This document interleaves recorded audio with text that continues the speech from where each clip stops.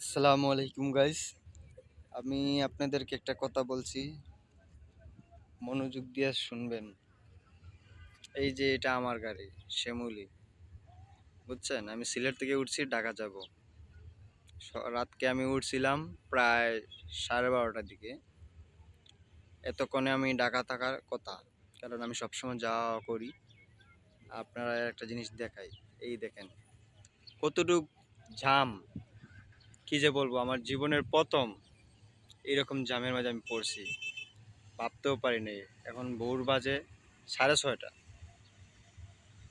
5টার দিকে ঢাকাতে থাকার কথা, এখন বর্তমানে আমরা আছি যে কি বলে 20 রোড এখনো পৌঁছাই নাই। এত জাম, 20 রোড এখনো পৌঁছাই নাই। এই দেখেন জামের অবস্থা দেখেন, মাথা খারাপ নষ্ট। এখন বলেন তো, এই যে গাড়িগুলাতে অনেক যাত্রী আছে, কেউ না কেউ তো অনেক অসুস্থ আছে নাকি?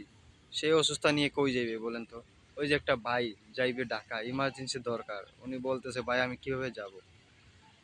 কারণ আমরা ওনাকে সাহায্য করার মতন কিছুই করার নাই। ওনাকে যতটুকু পারছি বলছি আহাওড়া চলে যেতে।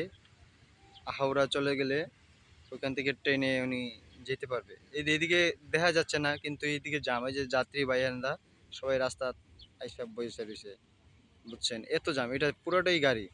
এই যে গাড়ি, সব যাত্রী ভাই, সব যাত্রী ভাই এত জামের মাঝে নিচে এসে বইছে। কি করবে, গাড়িতে বসে বসে তো সময় পার করা যায় না। এটা আমার গাড়ি, এই যে এটা আমার গাড়ি। আমি এই জায়গাতে আইছি, বাইরে আইছি প্রসাব করার জন্য। অনেকটা করে ভিডিও বানাই, আপনাদেরকে দেখাবো। এইরকম জাম আমার লাইফে কখনো দেখিনি ভাই। অনেক রুগী আছে এই গাড়িতে। এই যে সিএনজি গুলা দেখতেছেন, ওই যে বাইপাসে যাইতেছে, এগুলাতে রুগী কইরা গাড়ি থেকে লাইমা ওনাদেরকে নিয়ে যাইতেছে। বুঝছেন, কি